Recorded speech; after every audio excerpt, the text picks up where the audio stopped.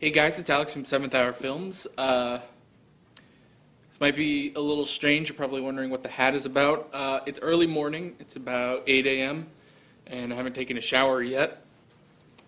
So my hair is all crazy, so instead of showing you guys crazy friggin' hair, figured I'd just put my hat on. My old winter hat. Anyway, you don't care about that. Today, I am going to review the season premiere of Gotham. This is season 4.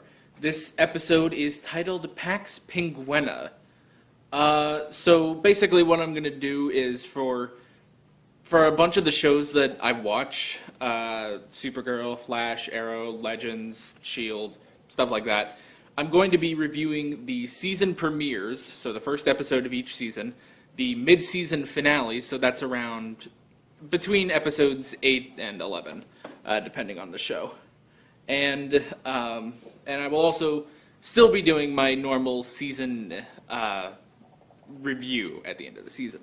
So, but we're starting with Gotham. I apologize for the light that's hitting my face. I guess I can move back a bit.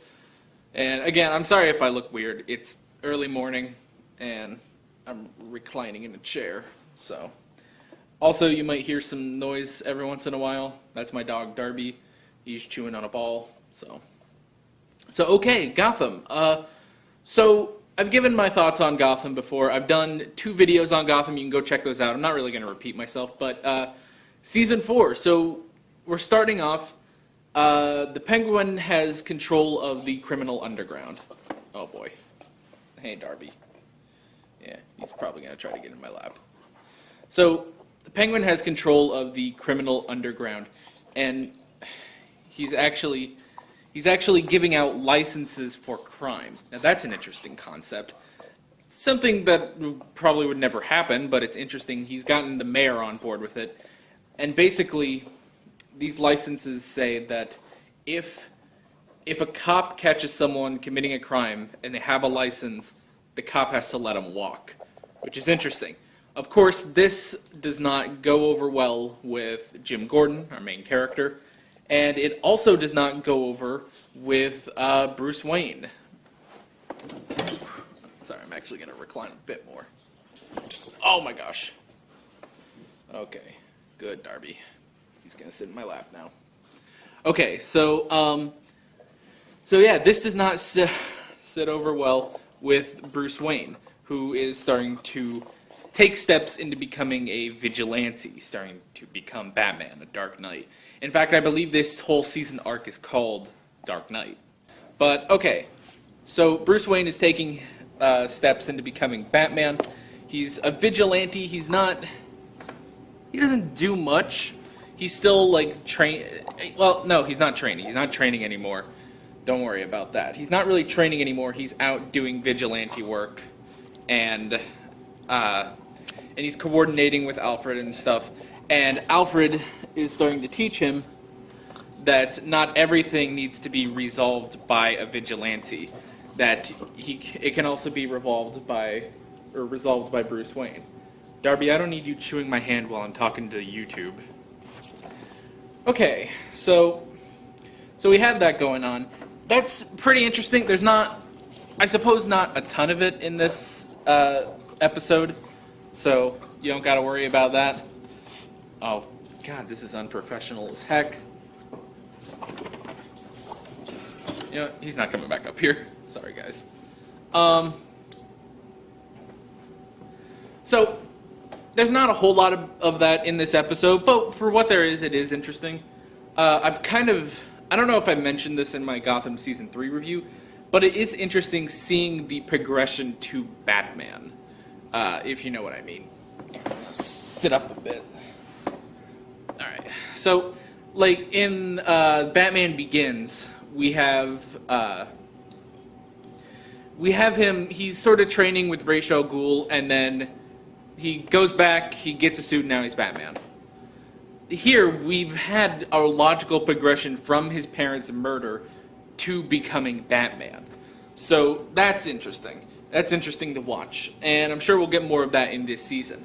Other than that, Jim, obviously, you know, like I said, is not happy with the licenses that Penguin is giving out. But in this episode, there is a gang who does not have a license from Penguin, and they're actually trying to stick it to Penguin that they don't have a license. And Jim is trying to stick it to Penguin, saying that the GCPD should be keeping Gotham safe. But in reality, the licenses are kind of working, which is a good thing that they do here. They point out that the licenses work and crime is down like 57%. So that's interesting. But yeah, because the licenses have reduced crime in Gotham, people are wondering, well, do we really need the GCPD then? Even the GCPD are wondering, why do we need to do this? But Jim, being the white knight that he is, he says, no, we need the GCPD to do police stuff. We shouldn't let the Penguin control all of this. And he basically goes out and tries to stop the gang by himself. Well, kind of by himself. Sorry, there's a fly. Harvey is there to help him, obviously. Harvey, again, is still really funny. He's still really likable. They're both likable and funny. But actually, they were supposed to have a team of backup going with them to stop this gang from attacking Penguin. But the backup they had, they like actually that Penguin is doing this whole license thing, because now, because basically it is reducing crime. It's reducing, the stress, all the work that the GCPD has to do. So they actually get into a fight with Gordon. Gordon knocks him out because he's Gordon. But yeah, there is resistance even in the GCPD. There's even resistance to Gordon from the mayor, because the mayor signs into effect the license, and not really a license law, but he just makes that the new rule for the GCPD. So, meanwhile, Penguin is trying to open up his new nightclub, the Iceberg Lounge. There's not a whole lot there with Penguin. He's mostly doing stuff with the licenses. So there's not a whole lot of him doing the club stuff, but I'm sure that'll be later on in the season. See, I'm trying to sit up a little bit more, but then you just get sunlight on my face. So, sorry, we'll probably have a different location for the next premiere reviews. So yeah, there's not a whole lot else I can talk about. Well, okay. So the whole thing with this gang, the reason that they're a formidable gang, and they're not just like taken out by Zaz, is that they actually discovered the fear gas, the fear toxin, that Jonathan Crane's father developed.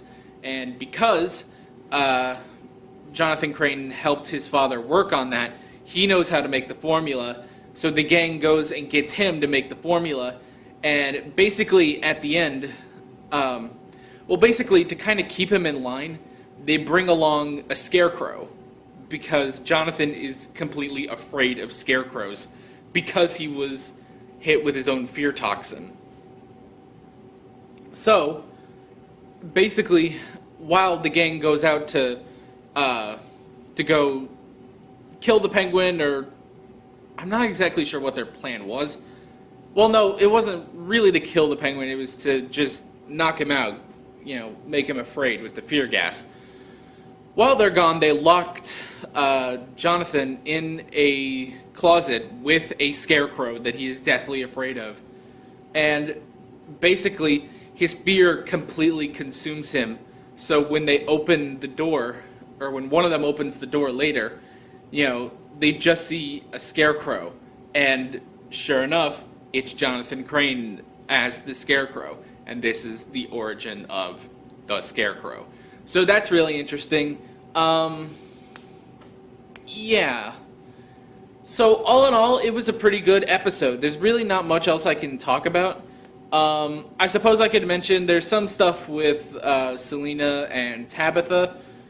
They don't really get a lot of screen time, so there's not really much I can talk about. But, yeah, pretty interesting. We pretty much, like, did not have a return of any villains from last season, basically.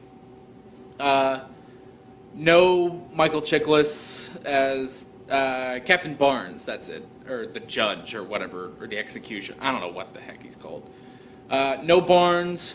Riddler is there, technically, but he's on ice. And I actually realized it's like, wow, he's kind of enjoyable when he's just on ice. It's like, you know, I might have been getting tired of the character. So this will be nice to have a break. I'm sure when he comes back, he's going to be great. It's not that I don't like the Riddler, but I'm kind of glad we're getting a little break from him and we're doing some other things before I'm sure we get back to him at some point.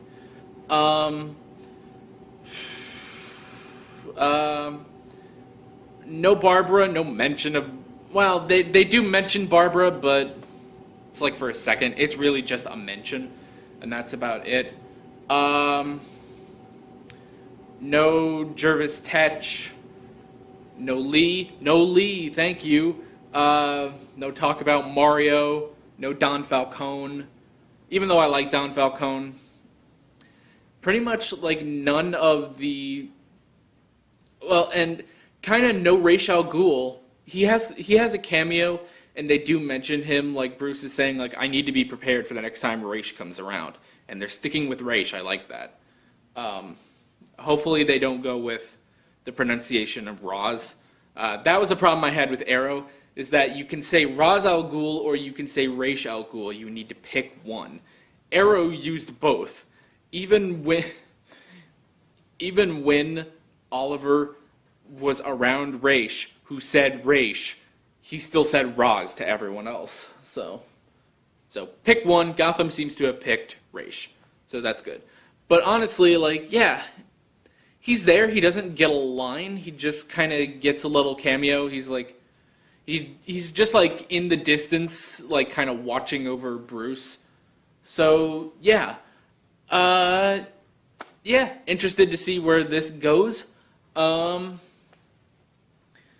Yeah, so if you like this video and you want to hear more thoughts about Gotham, I would say follow me on Twitter, but I wouldn't be like live tweeting or anything, because the reason I'm doing this video in the morning is because I actually have a class Thursday nights at 7 o'clock, 7 o'clock Central Time, which is time zone, which is when Gotham comes on. So yeah, I actually have a class at that time, so I don't get a chance to watch Gotham live. But if you like this video and you want to hear more of my thoughts on Gotham, I did a review of Season 3. I did 2 videos on Season 3. One is called The Current State of Gotham. It's just a video where I rambled about Gotham. And the other is a review of Season 3. And if you check back when the mid-season finale has aired, I believe it'll be like episode 11. It'll be sometime in November. Basically, in Gotham, when it says, you know, after this big break or something, after this winter break or something, come back within a day or two of that episode airing, and I will have a video out for you. And if you just want to hear more about me talking about comic book shows, there will be more of that.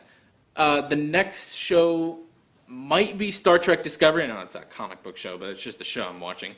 The next video might be Star Trek Discovery. If so, that'll be out on the 25th. If I don't do that, then the next one will be for Supergirl. So yeah, that is basically it. End cards are going to pop up right about now. You can click on those. You can follow 7th Hour Films on Twitter at 7th Hour Films.